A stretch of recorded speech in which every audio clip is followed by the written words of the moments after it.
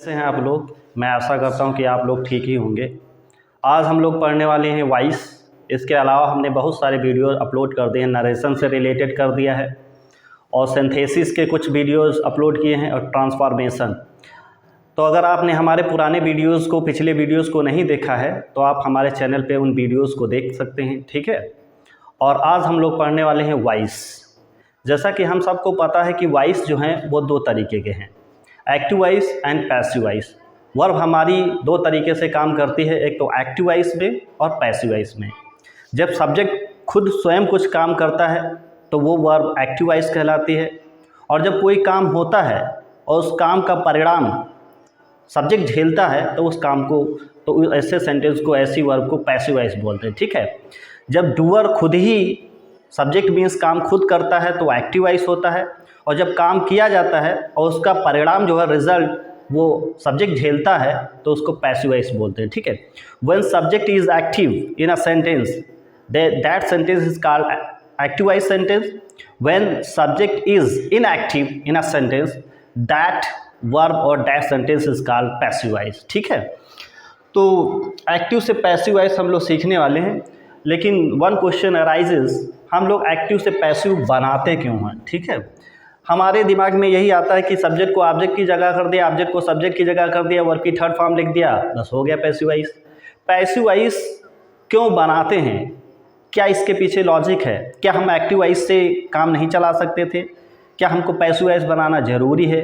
तो उसके तीन कारण हैं। There are 3 reasons behind of it to make the sentence in passive voice, ठीक है।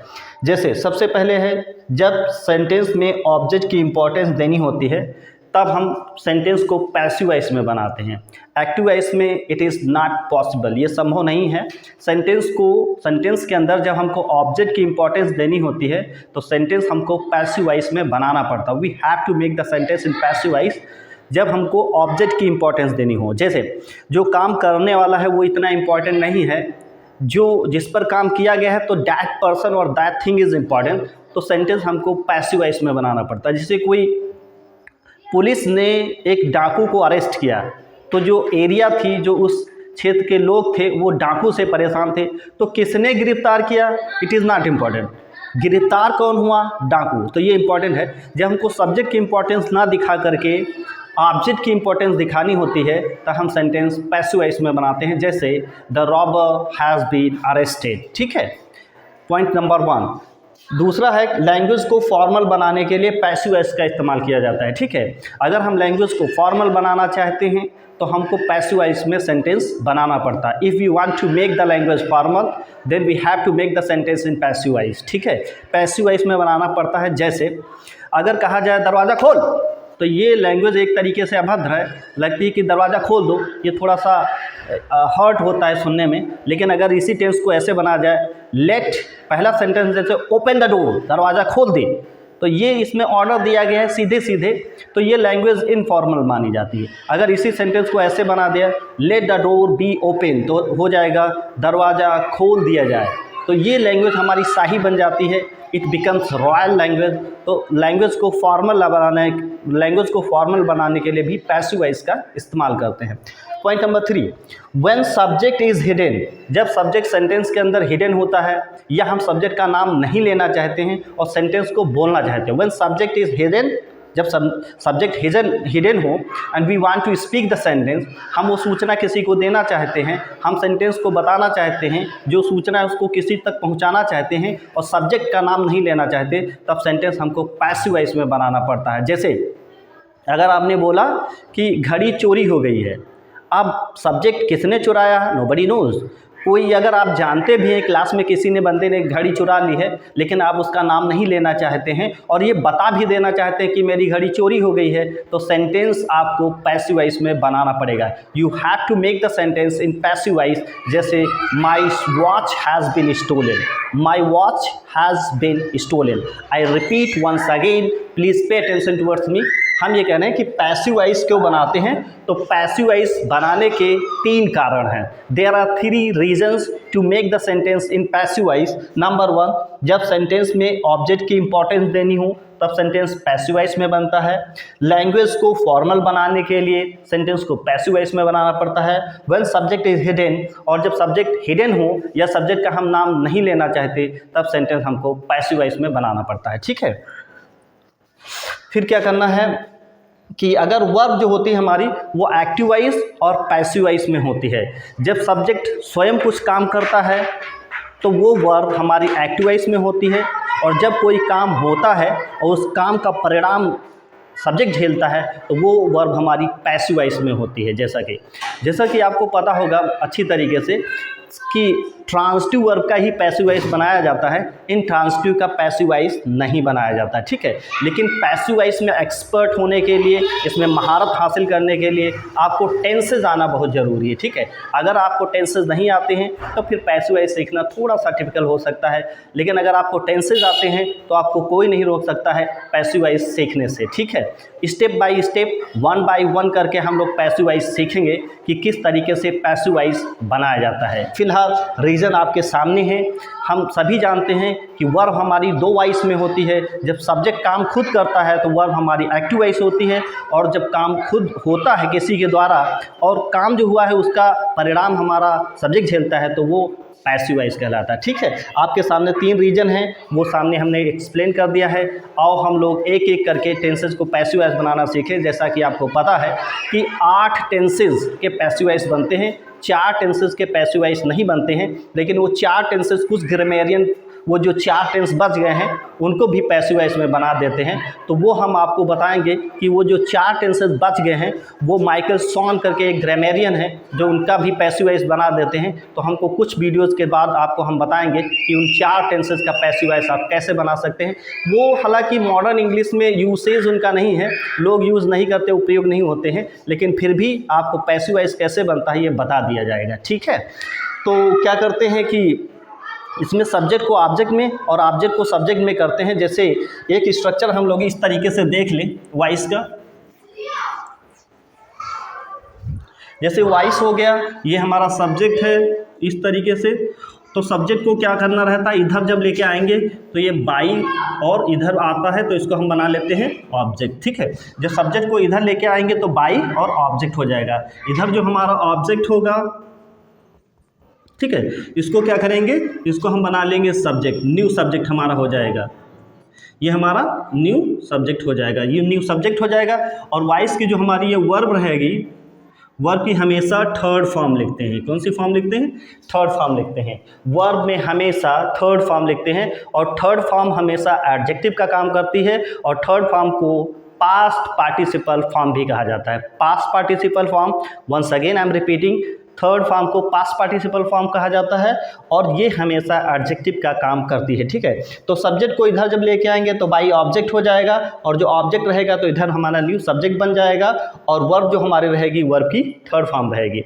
पूरे पैसिव वॉइस में जो एक खेल होता है वो सिर्फ बी का खेल होता है। अगर आपको टेंसेज आते हैं और बी का फार्मूला हमारा अगर आप समझ लेते हैं तो बिल्कुल क्लियर है, पैसिव वॉइस आप चुटकियों में सीख जाएंगे, आपको ज़रा सा भी टाइम नहीं लगेगा पैसिव वॉइस सीखने में। ठीक है, तो वो बी का पूरा खेल होता है। जैसे बी की हमारी इस तरीके से आप क्या करते रहिए कि धीरे धीरे अपने नोट्स भी तैयार करते रहिए।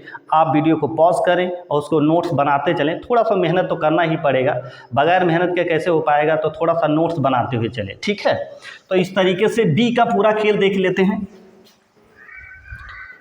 जैसे बी हमारी फर्स्ट फॉर्म है, और फर्स्ट फॉर्म में इज, एम और आर। ठीक है, एक बी हो गया।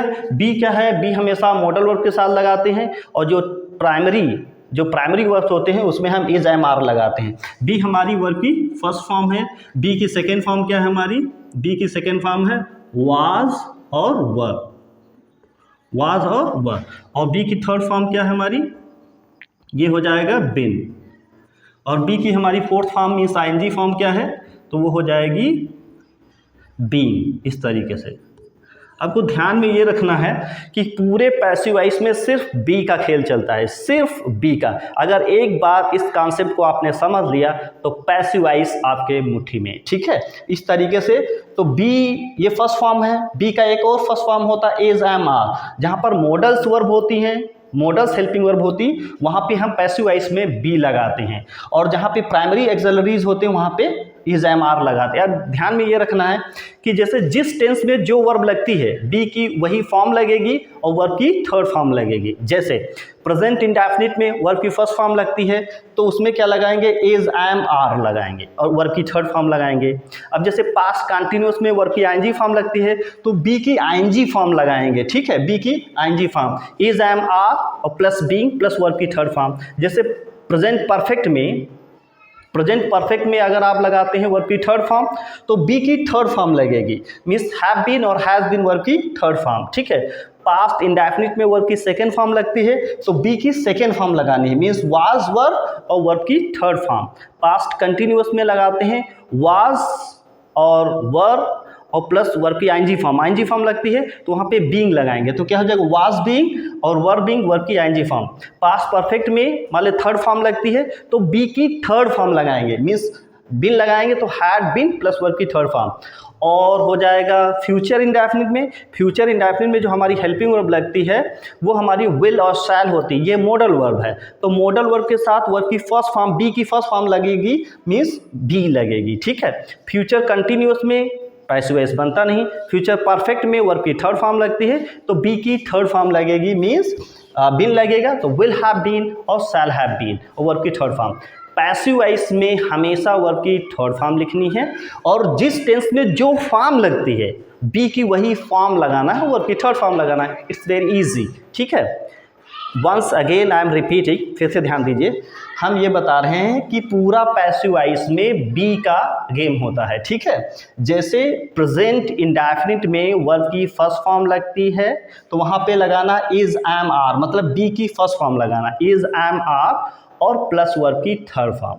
प्रेजेंट कंटिन्यूअस में वर्ब की आईएनजी फॉर्म लगती है तो बी की आईएनजी फॉर्म लगाएंगे, जैसे बीइंग होगा तो is being, am being, are being verb की थर्ड फॉर्म। और प्रेजेंट परफेक्ट में लगती वर्ब की थर्ड फॉर्म तो बी की थर्ड फॉर्म लगाएंगे, means have been, has been verb की थर्ड फॉर्म। और पास्ट इंडेफिनिट में लगता है वर्ब की सेकेंड फॉर्म तो बी की सेकेंड फॉर्म लगाएंगे, मीन्स वाज और वर्ब और प्लस वर्ब की थर्ड फॉर्म। पास्ट कंटिन्यूअस में लगाते हैं आईएनजी फॉर्म तो इसलिए बीइंग लगाएंगे, बी की आईएनजी फॉर्म लगाएंगे बीइंग तो was being, were being plus verb की आईएनजी फॉर्म। और पास्ट परफेक्ट में लगाते हैं वर्ब की थर्ड फॉर्म तो बी की थर्ड फॉर्म लगाएंगे, means had been plus verb की थर्ड फॉर्म। फ्यूचर इंडेफिनिट में वर्ब की फर्स्ट फॉर्म लगाते हैं, लेकिन फ्यूचर इंडेफिनिट में हमारी हेल्पिंग वर्ब विल और शैल होती जो कि एक मॉडल वर्ब है, तो मॉडल वर्ब के साथ हम बी की फर्स्ट फॉर्म लगाएंगे, मीन्स बी लगाएंगे। फ्यूचर कंटिन्यूअस टेंस का बनता नहीं, फ्यूचर परफेक्ट का हम लगाते हैं वर्ब की थर्ड फॉर्म तो बी की थर्ड फॉर्म लगानी है बीन, मतलब विल हैव बीन और शैल हैव बीन। तो 8 के जो 8 टेंस हैं उसमें पूरा गेम हमारा बी का होता है। वर्ब की थर्ड फॉर्म लगानी है, बी की जो फॉर्म है मतलब टेंस में जो फॉर्म लगती है बी की वही फॉर्म लगाना रहता है, ठीक है।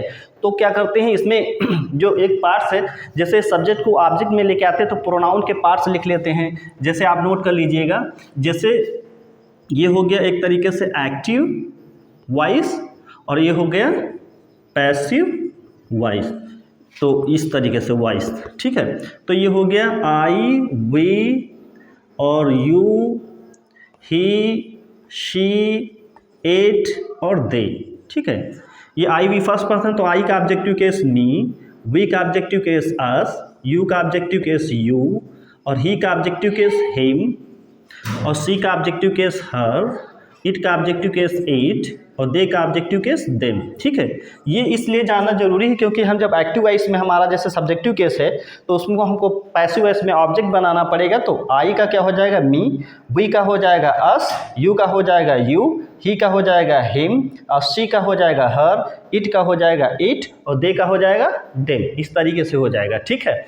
अब क्या करते हैं, पूरा बेसिक हमारा हो गया है, ठीक है। अब 1 बाय 1 करके हम लोग पैसिव वॉइस सीखते हैं। तो पहला जो हमारा टेंस है वो है प्रेजेंट इंडेफिनिट। प्रेजेंट इंडेफिनिट का पैसिव वॉइस सीखते हैं, ठीक है। और देख लेते हैं, ये हमारा पहला पैसिव वॉइस है, passive voice of present indefinite tense. ठीक है, तो आई के साथ क्या लगता है एम, ही सीट के साथ क्या लगता है इज, और यू बी दे के साथ क्या लगाते हैं आर, और वर्ब की थर्ड फॉर्म। मैंने आपको पहले ही बता दिया है कि जहाँ जहाँ वर्ब की फर्स्ट फॉर्म लगती है, मतलब जिस जिस टेंस में वर्ब की फर्स्ट फॉर्म लगती है उसमें बी की फर्स्ट फॉर्म लगाई जाएगी। तो बी एक खुद ही फर्स्ट फॉर्म है और बी का एक दूसरा रूप इज एम आर है। तो प्राइमरी एक्सलरीज के साथ हम इज एम आर लगाते हैं, मॉडल एक्सलरीज के साथ हम बी लगाते हैं। तो इसीलिए वर्ब की फर्स्ट फॉर्म लगती है, तो ये बी की फर्स्ट फॉर्म है। आई के साथ एम, ही सीट के साथ इज, और यू बी दे के साथ आर, और वर्ब की कौन सी फॉर्म लगानी है, थर्ड फॉर्म लगानी। और नॉर्मल सा है, सब्जेक्ट को ऑब्जेक्ट में करते हैं, ऑब्जेक्ट को सब्जेक्ट में करते हैं, जैसा कि आपको बताया गया। ये क्या है सब्जेक्ट, और ये क्या है मेन वर्ब, और ये क्या है ऑब्जेक्ट। तो सब्जेक्ट को ऑब्जेक्ट में, ऑब्जेक्ट को सब्जेक्ट में, सब्जेक्ट को ऑब्जेक्ट में, ऑब्जेक्ट में, सब्जेक्ट में करने के लिए कोई फार्मूला, ये कोई मतलब ऐसे नॉर्मली सी नहीं है। आपको रीज़न बता दिया गया है कि पैसिव वॉइस बनाने के 3 रीज़न हैं जो आपकी पहले ही बताया जा चुका है। ठीक है, तो पैसिव वॉइस जैसे नॉर्मल ऑर्डिनरी फैशन के लिए नहीं बनता, बल्कि वी हैव टू मेक, हमको बनाना पड़ता है। कब, जब हमको ऑब्जेक्ट की इंपॉर्टेंस देनी होती है। तो क्या करेंगे, आ लेटर आगे करेंगे, आ लेटर आगे किया तो ये एक वचन है तो क्या हो गया, आ लेटर इज, और इज हो गया क्योंकि एक वचन है तो इज लगाया, और वर्ब की थर्ड फॉर्म लिखनी है, ये हो गया रिटेन, और बाई, बाई हो गया राम। सवाल ये है कि वर्ब की फर्स्ट फॉर्म लगती थी तो फर्स्ट फॉर्म गई कहाँ।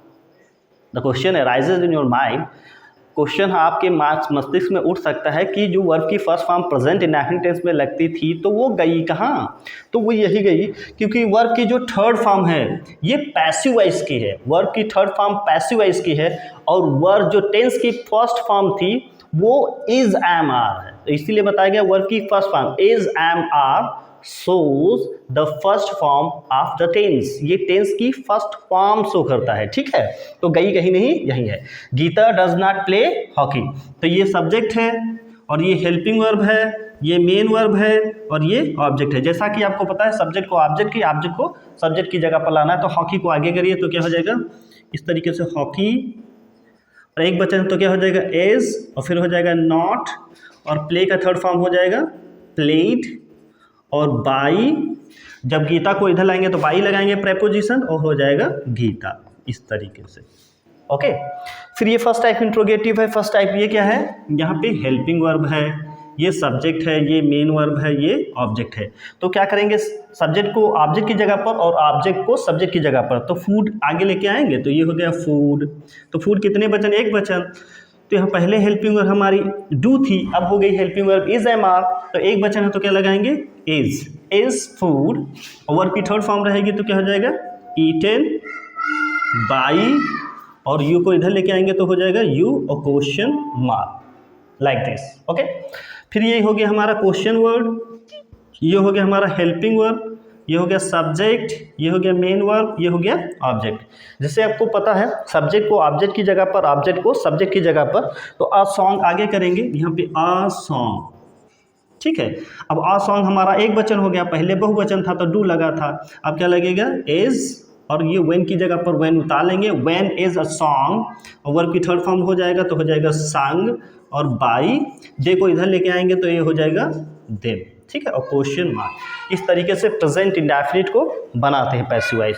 पैसिव वॉइस बनाने का बहुत ही इजी तरीका है, और हर एक पैसिव वॉइस मीन्स जो 8 टेंसेज हमारे पैसिव वॉइस बनते हैं वो सबका एक ही फार्मूला है। टेंसेज का पैसिव वॉइस बनाने का या टेंस बनाने का फार्मूला एक ही होता है, सिर्फ हमारा वर्ब बदलता है और हेल्पिंग वर्ब बदलती है, वर्ब बदलती है और हेल्पिंग वर्ब बदलती है। जब टेंसेज हमारे बदलते हैं तो वर्ब हेल्पिंग वर्ब बदलती है, बाकी बनाने का जो फार्मूला जो फंडा होता है वो सेम होता है। ठीक है, तो इस तरीके से क्या करेंगे, वीडियो को पॉज करेंगे और उसको लिख लेंगे, या ऐसे आप उसको स्क्रीनशॉट ले सकते हैं। ठीक है, दूसरा पैसिव वॉइस है हमारा वो प्रेजेंट कंटिन्यूअस टेंस। अभी उसको हम भी देख लेते हैं, और देख लेते हैं। This is the second tense, passive voice of present continuous tense, present continuous का। ठीक है, अब जैसे आपको पता है कि प्रेजेंट कंटिन्यूअस टेंस में कौन सी फॉर्म लगाती है, वर्ब की आईएनजी फॉर्म, तो बी की आईएनजी फॉर्म लगाई जाएगी। इसमें आईएनजी फॉर्म लगाया जाता है तो क्या करेंगे, बी की आईएनजी फॉर्म लगाएंगे। जैसे आई के साथ एम बीइंग, ही सीट के साथ इज बीइंग और यू बी दे के साथ आर बीइंग और वर्ब की थर्ड फॉर्म। तो ये वर्ब की जो थर्ड फॉर्म है ये पैसिव वॉइस की थर्ड फॉर्म है। तो कंटिन्यूअस की जो आईएनजी फॉर्म थी वो कहाँ गई, कंटिन्यूअस की आईएनजी फॉर्म हमारा बीइंग में चली गई है। ठीक है, ये being shows the tense is continuous tense, और ये जो वर्ब की थर्ड फॉर्म है ये पैसिव वॉइस की वर्ब की थर्ड फॉर्म है। ठीक है, बनाने का तरीका जो फार्मूला है सेम रहता है, सिर्फ हेल्पिंग वर्ब बदलती है और मेन वर्ब बदलती है, बाकी फार्मूला सेम है। जैसे अब आई सब्जेक्ट को मतलब लाएंगे, आई एम प्लेइंग चेस, मैं चेस खेला हूँ, तो आई सब्जेक्ट को ऑब्जेक्ट की जगह पर, ऑब्जेक्ट को सब्जेक्ट की जगह पर, तो चेस को आगे करेंगे तो ये हो जाएगा चेस। चेस सिंगुलर नंबर है तो क्या लगाएंगे, एज, और वर्क, और जहाँ पे इंग रहेगा ये ऐसे ही अभी याद रख सकते हैं, जिस टेंस में होगा इंग वहाँ पे बनाएंगे बीइंग। ठीक है, तो ये हो जाएगा इंग का क्या हो जाएगा, बीइंग। इस तरीके से भी याद कर सकते हैं कि इंग का बनाएंगे हमेशा बीइंग, तो हो जाएगा चेस इज बीइंग, और वर्ब की थर्ड फॉर्म हो जाएगा तो ये हो जाएगा प्लेड, और ये हो जाएगा बाई, और आई का हो जाएगा मी, फुल स्टॉप, इस तरीके से। ठीक है, और ये है you are not beating me, तो ये हो गया सब्जेक्ट को ऑब्जेक्ट की जगह पर, ऑब्जेक्ट को सब्जेक्ट की जगह पर, तो मी को आगे करेंगे तो ये हो गया आई, और आई के साथ लगेगा एम, फिर हो जाएगा नॉट, और जहाँ पे आपको बताएगा जहाँ पे होगा इंग वहाँ पे लगाएंगे बीइंग, तो ये हो जाएगा बीइंग। ठीक है, और वर्ब की थर्ड फॉर्म तो ये हो गया बीटेन, इस तरीके से बीटेन और बाई यू। ठीक है, जहाँ पे होगा इंग वहीं लगेगा बीइंग। ओके, और ये है फर्स्ट टाइप इंट्रोगेटिव, तो ये हेल्पिंग वर्ब है, ये सब्जेक्ट तो आपको पता है, पहले ही बताया जा चुका कि सब्जेक्ट को ऑब्जेक्ट की जगह पर, ऑब्जेक्ट को सब्जेक्ट की जगह पर। तो English, is she not learning English, क्या वो इंग्लिश नहीं याद कर रही, तो इसको इंग्लिश को इसके सामने लिखा इंग्लिश। ठीक है, तो इंग्लिश सिंगुलर नंबर तो इज रहेगा ही, फिर क्या हो जाएगा नॉट, और जहाँ होगा इंग वहाँ होगा बीइंग, इस तरीके से। और वर्ब की थर्ड फॉर्म तो ये हो जाएगा लर्न, और बाई, और सी को इधर लेके आएंगे तो ये हो जाएगा हर, सॉरी सी को इधर लेके आएंगे तो क्या हो जाएगा हर, क्योंकि सी का ऑब्जेक्टिव केस होता है हर। ये हमारा क्वेश्चन वर्ड है, ये हेल्पिंग वर्ब है, सब्जेक्ट है, मेन वर्ब है और ऑब्जेक्ट है। सब्जेक्ट को ऑब्जेक्ट की जगह पर, ऑब्जेक्ट को सब्जेक्ट की जगह पर, तो द क्वेश्चन इसके सामने रखेंगे, द क्वेश्चन। ठीक है, इस तरीके से क्वेश्चन हो गया। क्वेश्चन एक वचन है तो क्या हो जाएगा, इज का हो जाएगा, आर का हो जाएगा इज, और क्वेश्चन वर्ड की जगह पर क्वेश्चन वर्ड उतार लेंगे, और जहाँ पे होगा इंग वहाँ पे होगा being. Please keep in your mind, हमेशा ध्यान में रखें कि जहाँ पर हेल्पिंग वर्ब दो होंगे इंट्रोगेटिव में, तो एक हेल्पिंग वर्ब सब्जेक्ट के आगे जाएगी, बाकी हेल्पिंग वर्ब सब्जेक्ट के बाद लिखी जाएंगी। एक सब्जेक्ट के पहले लिखी जाएगी, बाकी हेल्पिंग वर्ब बाद में लिखी जाएंगी। ठीक है, तो how is the question being, और वर्ब की थर्ड फॉर्म हो जाएगी तो ये हो गया सॉल्व्ड, और बाई यू को इधर लेके आएंगे तो ये हो जाएगा यू, और क्वेश्चन मार्क, इस तरीके से बनाते हैं। ठीक है, आप क्या करेंगे, वीडियो को पॉज कर लेंगे और नोट डाउन कर लेंगे, या अगर आप स्क्रीनशॉट लेना चाहते हैं तो आप इस तरीके से स्क्रीनशॉट भी ले सकते हैं। ठीक है, हमारा जो थर्ड पैसिव वॉइस है वो है प्रेजेंट परफेक्ट का, उसको भी अभी ही देख लेते हैं। आओ देख लेते हैं, this is the third tense, passive voice of present perfect tense. ठीक है, जैसा कि पता है कि प्रेजेंट परफेक्ट में वर्ब की थर्ड फॉर्म लगती है, तो बी की थर्ड फॉर्म लगानी है। बी की थर्ड फॉर्म क्या होती है, बिन, तो ये हो गया हैव बीन और has been. I, we, you, they के साथ लगाते हैव बीन, और ही, शी, इट के साथ लगाते हैज़ बीन, और वर्ब की थर्ड फॉर्म। ये हमारी जो थर्ड फॉर्म है ये पैसिव वॉइस की है, और ये जो बिन की थर्ड फॉर्म है ये परफेक्ट की है। ठीक है, ये बिन जो लगाया गया है ये पिपहरी वाला बिन नहीं है, this is a been, have been, has been है। ठीक है, तो ये शो करता है टेंस की third form, means been shows third form of the sentence, means present perfect tense, ये शो करता है कि थर्ड फॉर्म टेंस की शो करता है। ठीक है, बनाने का तरीका सेम है, कुछ भी चेंज नहीं है। जैसे सब्जेक्ट को ऑब्जेक्ट की जगह पर, ऑब्जेक्ट को सब्जेक्ट की जगह पर, तो द फील्ड्स आगे करेंगे, द फील्ड्स, बहुवचन है तो क्या लगाएंगे हैव, और आपको पता है फिर क्या हो जाएगा बिन, और this tense is very easy, क्योंकि थर्ड फॉर्म लिखनी है, थर्ड फॉर्म इसमें लिखी ही रहती है, तो ये क्या हो जाएगा प्लोड, बाई, अस, इस तरीके से। Okay, they have not scolded him, तो हिम को आगे करेंगे ही, एक वचन हो जाएगा तो has not been, has not been. Verb की थर्ड फॉर्म, तो थर्ड फॉर्म तो इसमें लिखी रहती है, तो ये हो जाएगा स्कोल्डेड, और बाई दे को इधर लेके आएंगे तो दे का ऑब्जेक्टिव केस हो जाएगा देम। ठीक है, ये फर्स्ट टाइप इंट्रोगेटिव है, तो सब्जेक्ट को ऑब्जेक्ट की जगह पर ऑब्जेक्ट को, तो हिज वर्क को इसके आगे रखेंगे हिज वर्क, तो ये दिस इज सिंगुलर नंबर, तो क्या आगे लगा लेंगे हैज़, हैज़। ठीक है, हैज़, और फिर क्या हो जाएगा बिन।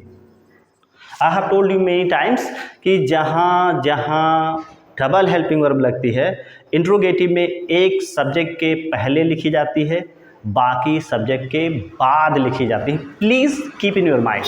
ओके, तो has this work been completed, completed by you, और क्वेश्चन मार्क, क्वेश्चन मार्क बिल्कुल भी नहीं लगाना भूलना है। When have you done this work, तो दिस वर्क को आगे करेंगे तो इसके सामने दिस वर्क। भाई सब्जेक्ट को ऑब्जेक्ट की जगह पर, ऑब्जेक्ट को सब्जेक्ट की जगह पर, तो हमने इसके सामने रखा, दिस वर्क एक वचन है तो क्या हो जाएगा सिंगुलर नंबर हैज़, और फिर ये क्वेश्चन वर्ड की जगह पर क्वेश्चन वर्ड ही उतार लेंगे। और आपको पता है कि एक हेल्पिंग वर्ब आगे एक हो जाएगी पीछे, तो ये हो जाएगा बिन, और वर्ब की थर्ड फॉर्म हो जाएगी, वर्ब की थर्ड फॉर्म डन, जो लिखी रहती है बाई यू। ठीक है, क्वेश्चन मार्क। ठीक है, इस तरीके से हमने आज 3 पैसिव वॉइस देखे हैं, 3 पैसिव वॉइस, बाकी के पैसिव वॉइस हम लोग कल देखेंगे। अब ये काफ़ी वीडियो लंबा भी हो गया है, तो आज के लिए इतना ही। और अगर आपने हमारे पिछले वीडियोस को नहीं देखा है, नरेशन के हमने सारे वीडियोज अपलोड कर दिए हैं, सिंथेसिस के कर दिए हैं, ट्रांसफॉर्मेशन के कर दिए हैं, और ये पैसिव वॉइस का पहला अपलोड कर दिया है। ठीक है, अगर आप हमारे चैनल पे नए हैं तो please do subscribe my channel, और लाइक करें, सब्सक्राइब तो करेंगे ही, और प्लस कमेंट करके ज़रूर बताएं। Your comment is inspiration for me, आप कमेंट करके ज़रूर बताएं। और अगर आप नए हैं तो आपका स्वागत है, आपका वेलकम है, और हमारे चैनल को ज़रूर सब्सक्राइब करें। मिलते हैं कल एक नई वीडियो के साथ, तब तक के लिए goodbye and thank you.